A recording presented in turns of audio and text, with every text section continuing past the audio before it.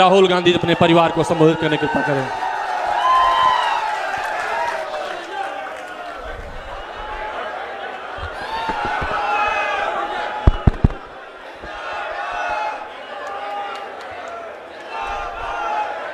Stage पे Congress party के वरिष्ठ नेता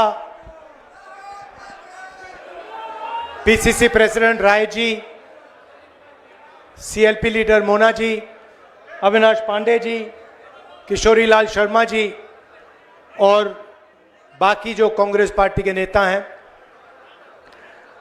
भाइयों और बहनों, अमेठी के मेरे प्यारे लोग, भाई बहन, माता, प्रेस के हमारे मित्रों, इनमें थोड़ा सा बदलाव तो आया है प्रेस वालों में। अब ये सोच रहे हैं भैया, अब ये सोच रहे हैं क्या करें, लग रहा है मोदी जी जा रहे हैं तो पटरी बदलनी पड़ेगी। अच्छा, एक ठहर जाइए भैया, शांत हो जाए, शांत हो जाए।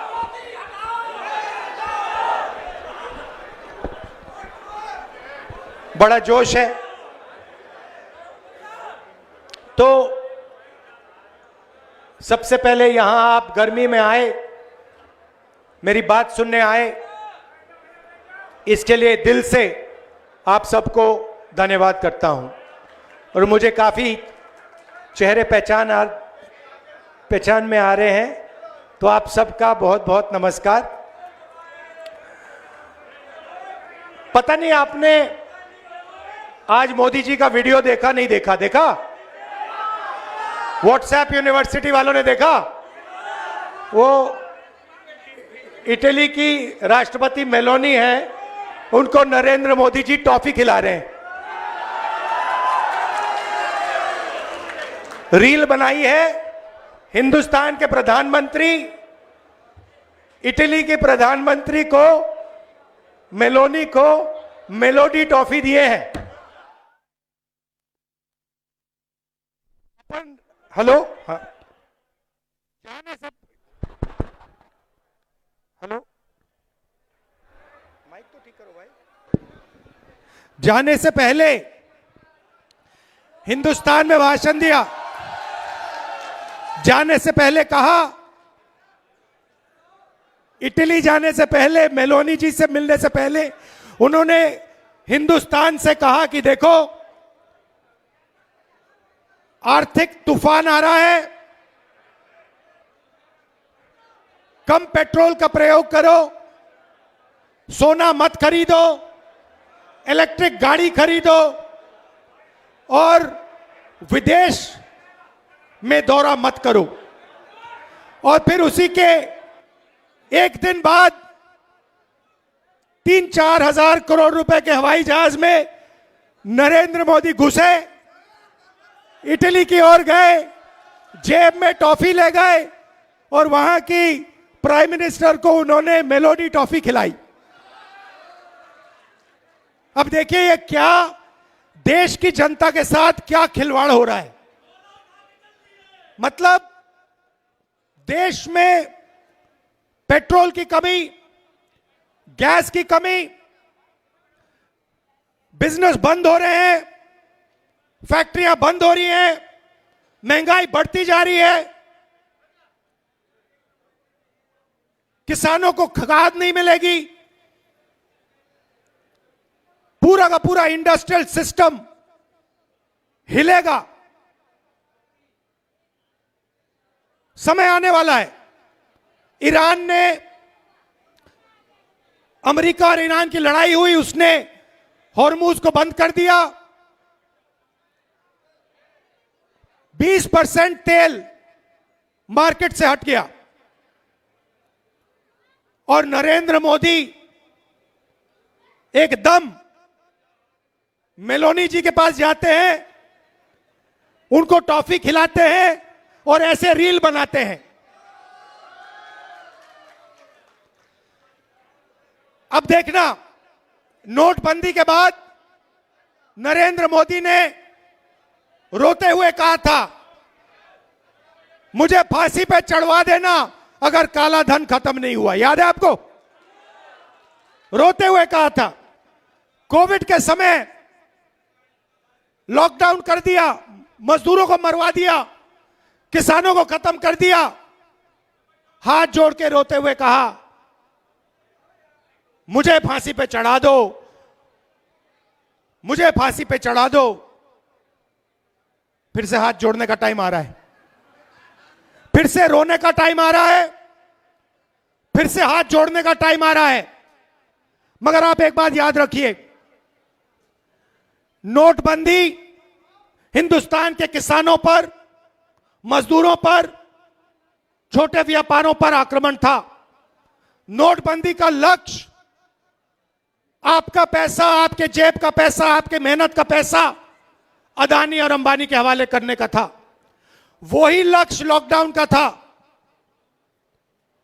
जब हमारे मजदूर हजारों किलोमीटर भूखे प्यासे वापस चल रहे थे, उसी समय नरेंद्र मोदी लाखों करोड़ रुपए का कर्जा माफ अदानी अंबानी का कर रहा था। अब देखिए इन्होंने क्या किया है। पब्लिक सेक्टर को खत्म कर दिया,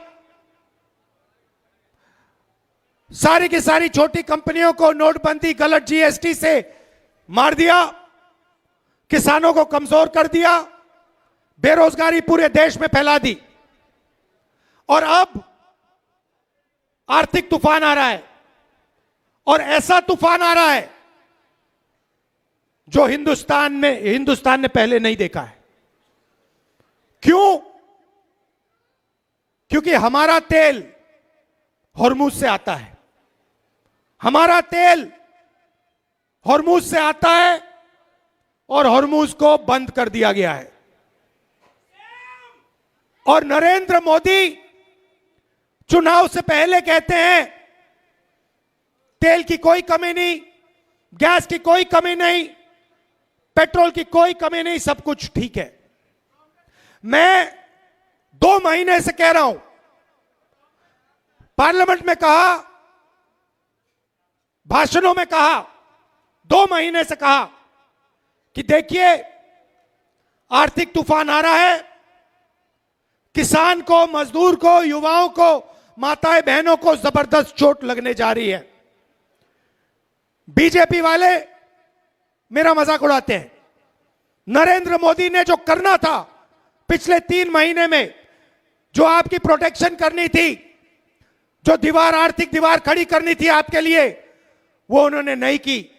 उल्टा वो जाकर मेलोनी जी के साथ टॉफी खा रहे हैं और वीडियो बना रहे हैं, वीडियो बना रहे हैं जैसे मजाक चल रहा है। वापस आएंगे, आप देखना क्या होता है। वापस आएंगे, आर्थिक तूफान आएगा, गरीब लोगों को चोट लगेगी, किसानों को खाद नहीं मिलेगी, पेट्रोल डीजल के दाम आसमान तक पहुंच जाएंगे, महंगाई बढ़ेगी। उसके बाद नरेंद्र मोदी हाथ जोड़ेंगे, कहेंगे भाइयों और बहनों मुझे फांसी पर चढ़वा दो। रोएंगे, कहेंगे मेरी गलती नहीं है, अगर मेरी गलती है तो मुझे फांसी पे चढ़ा दो, कहेंगे। आप देखना। तो मेरा कहना है कि उनका काम अर्थव्यवस्था की रक्षा करना है, उनका काम देश की रक्षा करने का है, उनका काम अदानी और अंबानी। भैया भैया गर्मी है, डिस्टर्ब मत करो, गर्मी है, डिस्टर्ब मत करो, लोगों का मूड खराब हो जाएगा, वो आपके नारे सुनने नहीं आए हैं। तो उन्होंने क्या किया है पिछले 12 साल में? देश की रक्षा हमारा संविधान करता है, हमारी संस्थाएं करती हैं, हमारे इंस्टीट्यूशंस करते हैं, इलेक्शन कमीशन करता है।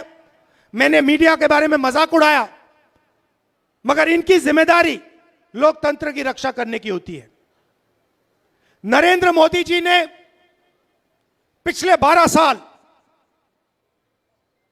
संविधान पर आक्रमण किया है, हमारी सारी की सारी संस्थाओं को नष्ट किया है, आरएसएस के लोगों को हर यूनिवर्सिटी में वाइस चांसलर बनाया, इलेक्शन कमीशन को पूरा कंट्रोल किया, वोट चोरी का सिस्टम बनाया, जुडिशरी पे दबाव डालकर उनको डराकर उन्होंने अदानी अंबानी की पूरी मदद की। और अब मुश्किल क्या है कि अब अदानी अंबानी देश को नहीं बचा सकते, अब नरेंद्र मोदी देश को नहीं बचा सकते हैं। अब सिर्फ हिंदुस्तान का किसान, हिंदुस्तान का मजदूर, हिंदुस्तान का युवा इस देश को बचा सकता है। और आपके इन्होंने हाथ बांध दिए हैं, आप सबके हाथ बांध दिए हैं। जो आप पहले मेहनत करते थे, फैक्ट्रियों में काम करते थे, पब्लिक सेक्टर में काम करते थे, यह हिंदुस्तान की स्ट्रेंथ थी, इन्होंने इस सब को खत्म कर दिया है। अब भी मैं इनसे कह रहा हूं कि टॉफी बांटना बंद करो और एक्शन लेना शुरू करो। किसानों को खाद नहीं मिलने वाला है, खाद की सप्लाई की तैयारी करो। आपका दोस्त अंबानी हिंदुस्तान का तेल आज भी बाहर एक्सपोर्ट कर रहा है, आज भी करोड़ों रुपए का तेल हिंदुस्तान के बाहर जा रहा है। यह तेल हिंदुस्तान को चाहिए, यह तेल हमारे लोगों को चाहिए। वो तेल आप हिंदुस्तान की जनता को दिलवाइए। ये प्रिकॉशंस आपको लेने हैं, ये काम आपको करना है, मगर आप पता नहीं कौन सी दुनिया में हो। अच्छा, एक और बात, मैंने पिछली मीटिंग में कहा कि नरेंद्र मोदी और अमित शाह